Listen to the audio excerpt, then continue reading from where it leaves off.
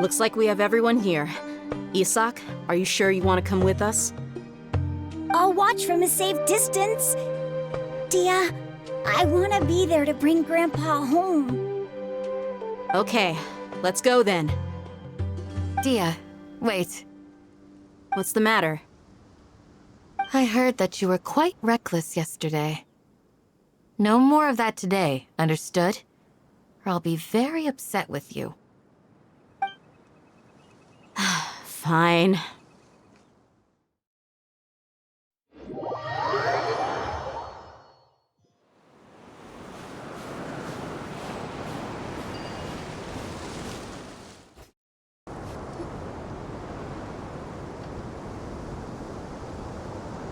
Huh. They got here before us. Uh-oh. Is it because Paimon overslept by 5 minutes and held everyone up? Is everything ready? Absolutely.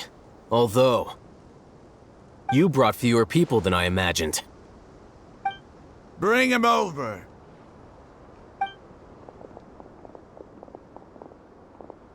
Grandpa! Why is there only one of them? Rahman, I've always thought of you as a man of his word. What's this about? It's a 1-for-1 exchange. Sounds fair, don't you think? And let me put it this way. Agreeing to any kind of deal with the Dendro Archon's people is already a huge compromise on my part. Don't you think you've asked enough?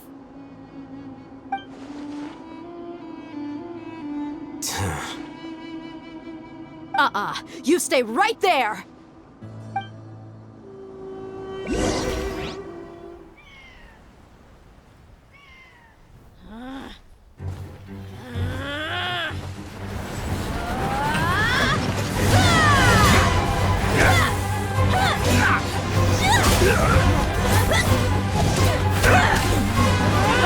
Boy, what do you think you're doing?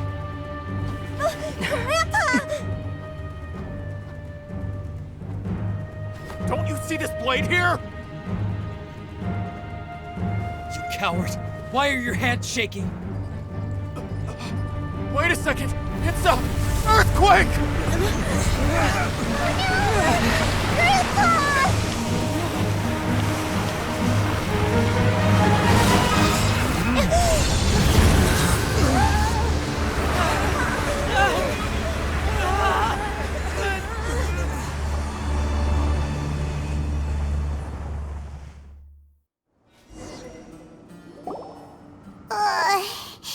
Paimon's dizzy.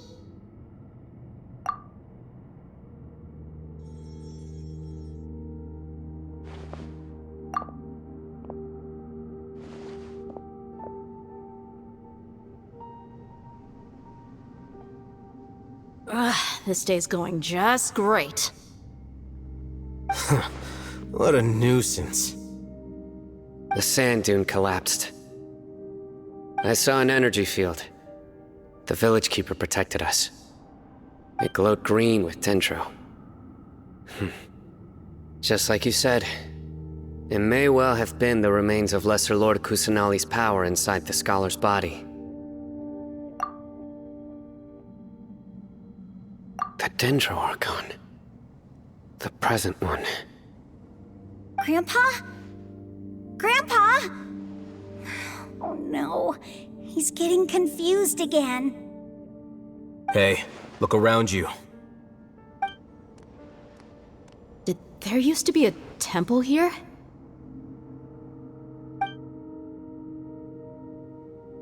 It seems that when the sand dune collapsed, it exposed these underground structures.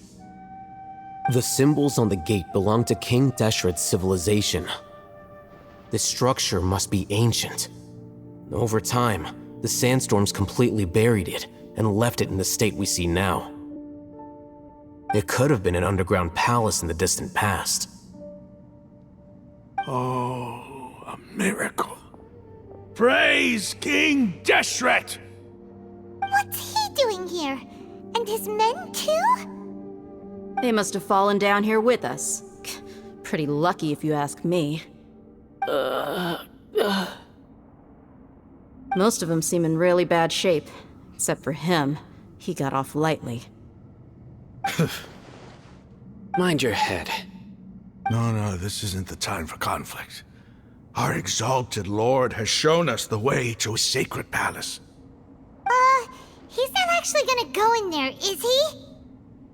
As it happens, I want to take a look inside too. What are you doing? Don't you think it's curious? 1 minute, Lesser Lord Kusanali's power protects us from harm, and the next, remnants of King Deshret's civilization appear. 2 major deities are vying to showcase their power to us. It would be a shame not to witness them both. Paimon thought you weren't interested in gods. Indeed. In my view, gods are just a higher form of living being, or creature, you could say. New discoveries are always worth investigating. Whether they have anything to do with gods is neither here nor there. Raman, what are you gonna do about your men? I'll just let them lay here. King Deshret will take care of his people. Right now, I'm going inside.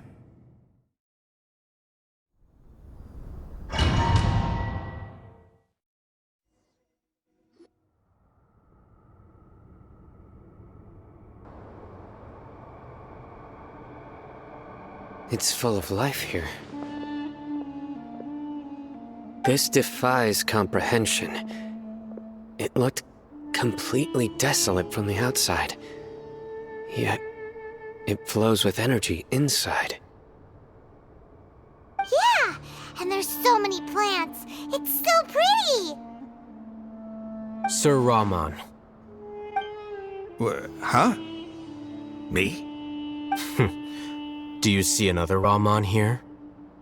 Are you mocking me? What do you mean, sir? Interpret it however you want, but there's something I'd like to draw your attention to. While this structure is clearly left over from King Deshret's civilization, the energy that flows in here is that of the Dendro Archon. Whatever you say. It's not like I have a vision. There's nothing to be angry about. Think of this as an academic journey. It does seem kinda strange. If that's true, then we might have to explore this whole area to find an explanation.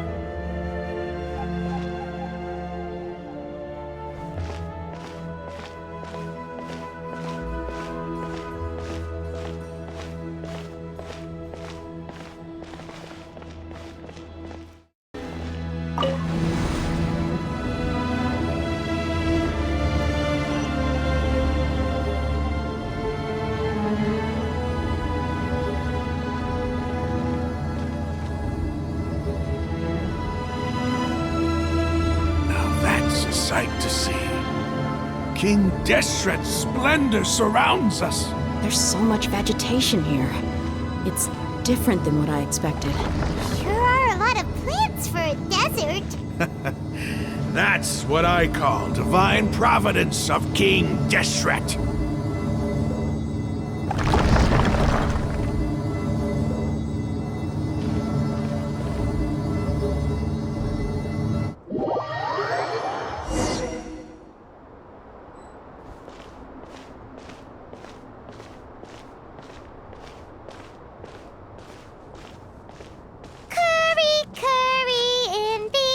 Hungry children, it's time to come home.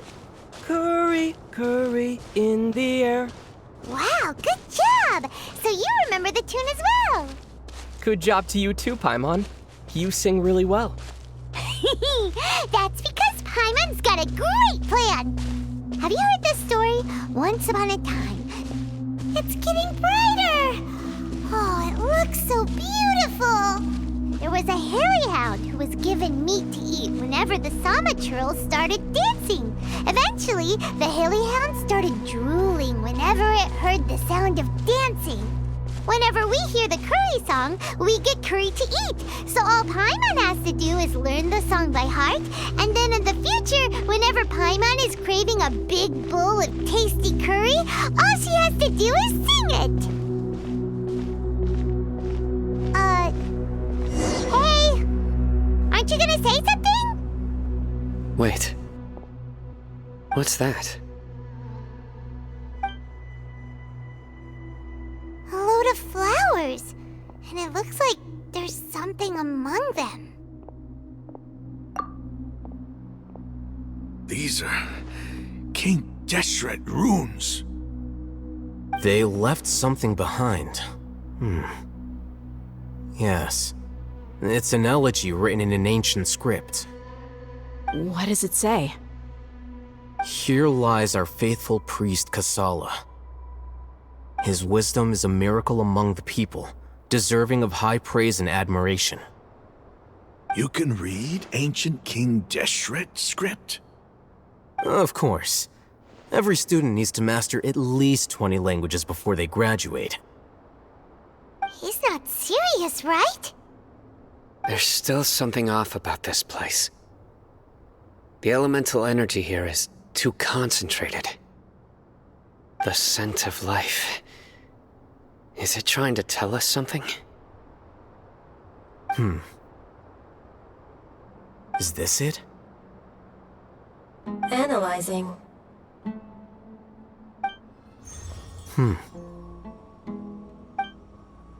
There seems to be a hidden message among these skeletal remains. Excellent. There's a device from King Deshret's civilization in this gravesite. I'll transmit the information over and project it for everyone to see. Isn't sharing knowledge against the Academia's rules? Yes. However, under the circumstances, I'd prefer you to see this for yourself. You'll understand after watching it.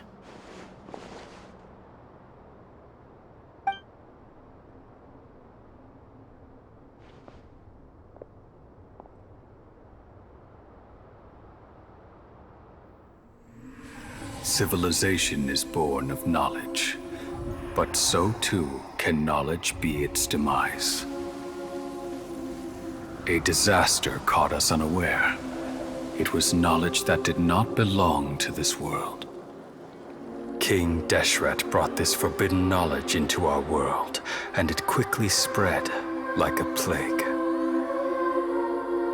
People's minds were filled with crazed whispers.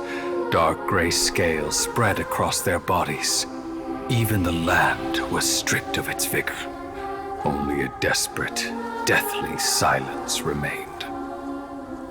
Were it not for greater Lord Ruka Devata from the forests, the damage would have been irreversible.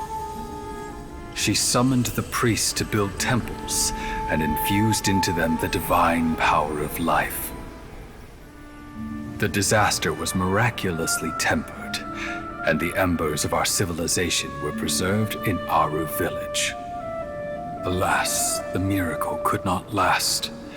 As long as forbidden knowledge continued to exist, it would forever blight this world.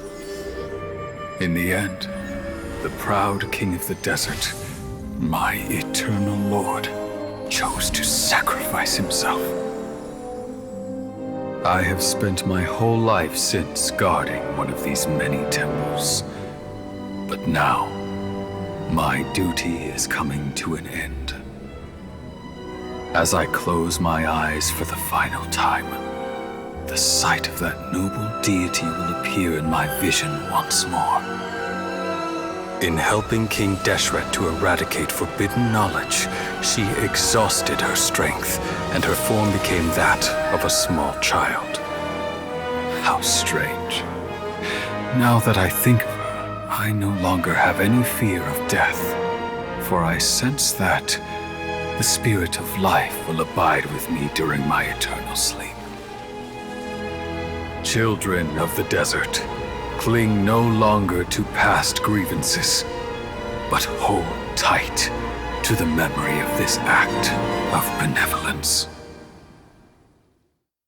What was that? The priest's memories. No, impossible. Greater Lord Rukkhadevata. So the former Dendro Archon and King Deshret were never enemies at all.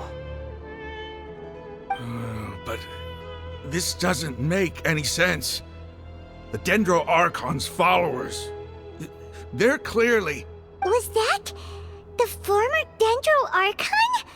She became so tiny in the end.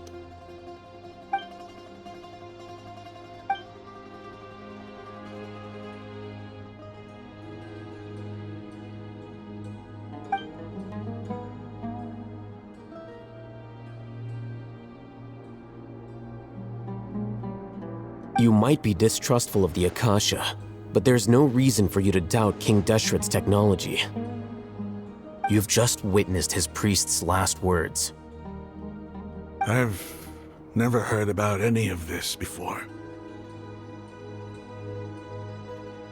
The surviving followers of King Deshret all gathered in Aru village. Our god did not make mistakes. We refused to believe any of the rumors. King Deshret's death, the all but total annihilation of our civilization, it was all Greater Lord Rukkhadevata's doing. We saw her as nothing more than a traitor, who stabbed us in the back in our moment of crisis. Just like us humans, fighting, feuding, double-crossing each other to survive in the desert. You were blinded by your prejudice.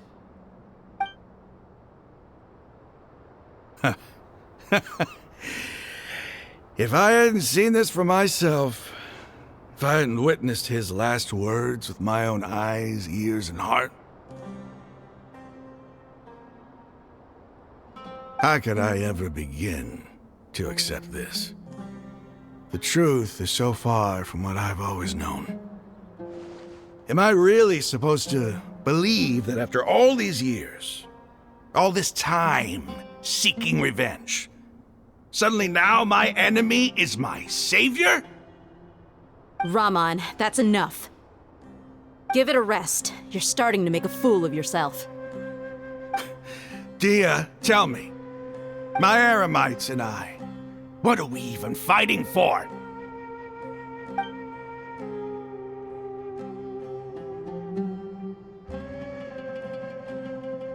Hey, how you doing? I'll live. Thanks. I should probably go. Can't just stay here forever. What's your next move gonna be? Oh, I know what you're going to ask.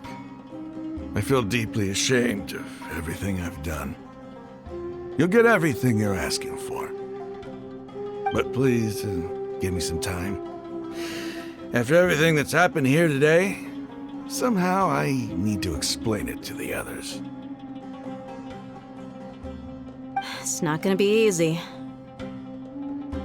Well, I guess that's for me to deal with. Dia, this is where our camp's located. Make a note of it. When would be a good time for us to go? Tomorrow, I'll convince everyone that we're all on the same side. And I'll return every last one of your your village keepers. We'll share our other resources with you too. You seem to finally understand that our true enemy is the sages. Yes. The gods never gave up on anyone. It's the people responsible for all this that need to face the consequences of their actions. That must have been rough, but he seems to have figured things out now. Raman's no fool. Being the leader of your own faction in the desert is no easy feat. It's too bad he was held back by his belief in King Deshret. But now that that's changed, I guess we have a few more people on our side. The outcome, at least, is favorable. We should get going too. Let's head back, have a proper meal, and a nice, long sleep. We'll need all our energy tomorrow.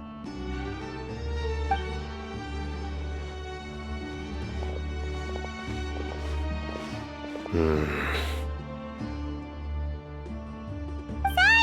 we're leaving! Stop yelling.